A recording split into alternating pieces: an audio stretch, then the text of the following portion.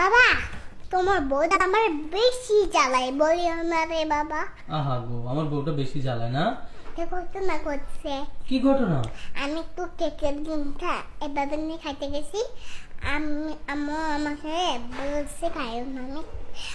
আমি আমার আম্মুকে বুঝাইতে গেছি, বুঝাইতেই পারলাম না।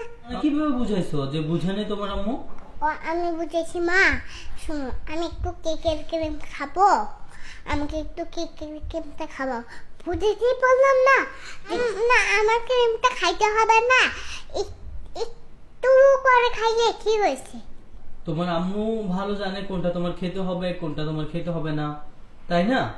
আমার কোনটা খেতে হবে কোনটা আমার খেতে হবে না এটা বুঝলাম।